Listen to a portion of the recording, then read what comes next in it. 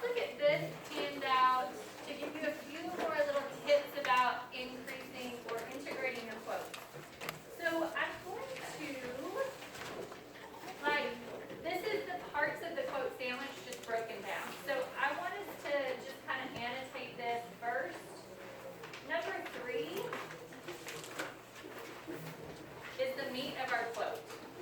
So this right here is our quote.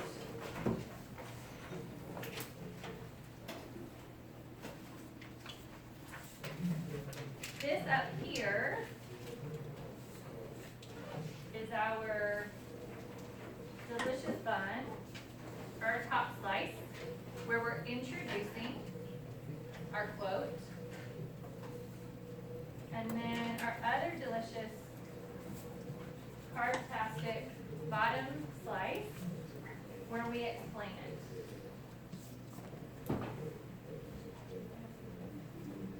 So all of this is going to help you strengthen those quote sandwiches a little bit. Bottom slice at the bottom. Okay, are you with me so far? Any questions right now? How come the introduction portion is really Say one more time down. the introduction portion is It's really. Like introduce. Oh, big? Why is it so big? Hey, because we have 2 different things that we're going to do in our introduction. So, Melanie, would you read us that first paragraph? Unless you are writing for a scholarly journal and are citing scholarly resources, you cannot assume that your readers will recognize your sources and accept them as reliable. Thus, before summarizing or quoting the words of others, introduce your sources by including job titles, educational credentials, organizational affiliations, awards, knowledge of the topic, etc. Such information is an important ingredient of the top slice of the quotation sandwich as described by Graff and Berkenstein. Thank you, Melanie. So this Graff and Berkenstein is the article that we just read. So when it's referencing Graff and Berkenstein, it's talking about that article about the quote sandwich, okay? So this tells us the first thing we should do in our introducing of our quote is to identify who is speaking. Why is that important? Because that adds credibility to your source, right? Absolutely. That's going to add credibility. Brinley, can you talk a little bit more about that? Why would that help our credibility? So you can kind of do the example like, so on websites, like a lot of them, they might give you the quote, but it's not the same as if it was coming from like an author who's written several books. So like adding credibility makes your quote that much stronger. Absolutely. So that's why it's good to be like, oh, well, you got this from a website that doesn't have an author, that doesn't have this, compared to a book that has an author, has a publisher, and has like all the importance. Or not even a book, like a database in general. Right, just if we know who the author is, if we know that they have something to do with that topic. For example, if I gave you information about the best ways to format your paper or MLA style versus Mr. G gives you that information, we trust him. He's a really smart guy. He knows a lot about math, but who are you going to trust maybe a little bit more? You. Right, because that's my job, that's what I do, right? He could probably still help you, but more, bless you, but more, a little bit more credible is gonna just help your audience believe you a little bit more. What questions do you have about number 1? How would you necessarily, like, so when it comes to like deciding like what's more credible, does it just depend on like kind of what you're quoting as well?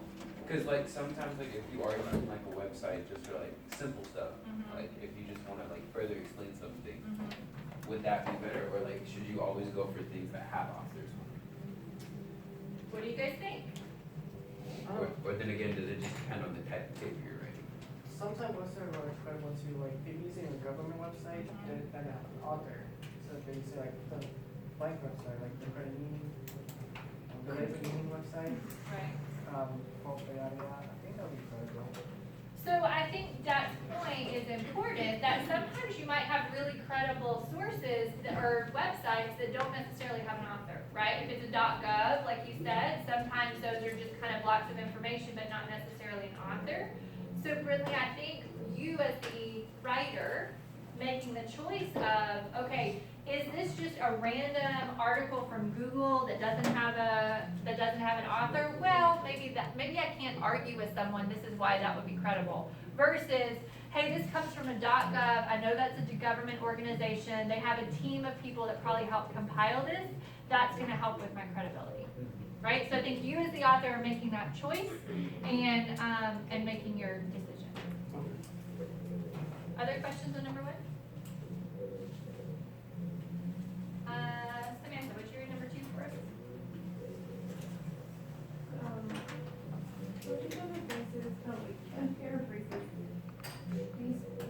Oh, that's my fault. Sorry, do not. Okay, yeah. I'm sorry. Hi, so teachers and paraphrases do not speak for themselves, and most rhetorical justifications will be unfamiliar with the sources you're citing.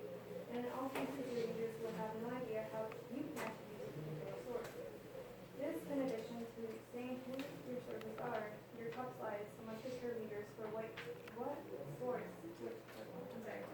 a source says, and or make clear how that information is relevant to the point you are making. Good, thank you, Samantha. Okay, so this also is going to come before the quote. So number 2 is where you as the writer clarify your source. So let me give you an example. Miss Fuller, a teacher, an English teacher at Arlington Collegiate High School, that's my part 1. As she was explaining the best ways to cite quotations, that's my part 2, said, and then we would get into the quote. Right, so here is where, this is why there are 2 pieces here, because part 1 of your introduction is you want to tell who is speaking, who is saying this. So, Part 2, you're setting up the quote. What was the scenario? Sometimes you might even start a little bit of like your explanation or summary, but usually it's kind of like what was going on when this person said this, why were they saying this, a little bit of information so we know like what was going on when this quote happened. Now, that doesn't mean you have 2 separate sentences. It doesn't even mean you need a separate sentence from your quote. In my example, Ms. Fuller, an English teacher at Arlington Collegiate High School, while she was describing the best way to cite quotations, said, and then you would have my quote. So it could all still be before that quote in the same sentence. so we need to try to get away from just saying like, according to this person. Yes, according to Ms. Fuller, blah, blah, blah. You're trying, that's a good first step, but I want you to give me more, right? Now we're in college, now I need more than according to Ms. Fuller. Can you write that, please? Can I write what? Exactly what you said. Yeah, I can write it for you later. Yeah, if you need a reminder later. We're gonna look at some examples and non-examples here in a minute that might be helpful too. What questions do you have on number 2? We're gonna skip 3 and come back to it. Alexis, would you read us number 4, please? Quotations and paraphrases do not speak for themselves. Always follow quotations or paraphrases by explaining what they mean and or why they are significant to the point you're using. Consult the templates in Graph and Bergenstein for help on how to construct such bottom slices of quotation and paraphrase sandwiches. Thank you, Alexis. So this is probably gonna be after the quote. Our goal here is to explain your quote. I'm sorry that I screamed at you in capital letters at the beginning of that, but it's really important that we remember, just like you guys brought up, that quotes don't speak for themselves. You have to tell your audience why you're using why it's relevant, how it's important. What questions do you have on number 4? Okay. Hey, now I'm about to blow your mind. Part 3 is about the quote. So tell me about paraphrasing versus quoting. So, paraphrasing is like, if it's a really long quote, you don't shorten the quote, you rephrase it in your own words, but it's like to get the same point across. Isn't it like mainly like to save space and stuff? Absolutely, that's a great thing to think about, right? If we want to save space and we have a really long quote and we don't want to put it, that long of a quote in our paper, we could shorten it. Are there any other times that you would paraphrase?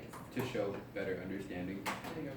Because paraphrasing is like under your own, like it's still the other author's idea, but it's under your own words. So it shows like you went through, you combed it out, and like you understand what they're talking about. Okay, so that's a benefit of paraphrasing, right? So putting it in your own words kind of shows that you know what was really going on. So I think that's an important thing to think about. Any other thoughts on paraphrasing or times when it's good to paraphrase? I guess like from like when you're trying to use like a quote for like maybe an interview, Okay. and like there's like a lot of content in an interview, and so it could like span for probably like 30 minutes, and Right, you right. want to maybe shorten like that like whole 30 minutes of like that one topic into just maybe a paragraph of something. That's a great point, Kelly, right? And interviews are a lot of times back and forth. That could take like pages to transcribe. So yeah, that would be a great example. So what if I told you that most of the time you should be using a paraphrase? That makes sense. Most of the time you should be using a paraphrase. So think in your head for let's take like 10 seconds. Just think in your head, why should you be using paraphrases most of the time? Think in your head first. Why would that be a better choice than quotes?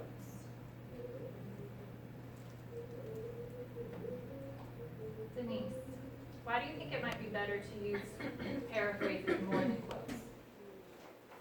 Well, one reason I said that, like, if the quote is missing a part of something that you want to say, you can introduce that in there as well. Absolutely, right? Putting it kind of in your own thoughts. If it's missing something, you can kind of add that and help with that flow without having to use a bunch of those brackets and ellipses and all those things that can be awkward sometimes. Yeah, Omar. How do you introduce a paraphrase if you can't say like as blank states, but it's in your own words? How do you introduce that? So it's very similar. Just you could say, Miss Fuller, an English teacher at Arlington Collegiate High School, when she was talking about using quotations, told her class that they should use paraphrases rather than quotes most of the time. So instead of using the word like states, you could just maybe change that verb, and that could help. We'll get to play around with it some, but it's very similar to the same way that you would introduce a quote. Leslie. Would it increase the length of your essay so you'll be able to use another quote? It might increase the length of your essay. If that's something that you're trying to do, right? Because we know we don't want to use really long quotes, but maybe that could kind of connect it to your explanation a little bit easier and help you with adding some of those details in. What else? Why else might it be good? Bridley. It's better to paraphrase just because it is your own ideas, or like I said before, like it's showing a better understanding of what you're talking about. Plus, paraphrasing makes it easier to explain and transition from, because you don't have to worry about having to go back through the quote and changing it. Right. Which I know I struggle with that a lot, like Right. especially because it's hard to decide on some quotes which part is more important than the other. So paraphrasing gets rid of that all in general, so you can just put the important parts Put it in your instead words. of using ellipses and brackets and stuff. Right, and all that, and changing like the verb tenses and all of those things that can be awkward. Plus, if you've ever read a paper that's just quote after quote after quote, y'all, it is boring.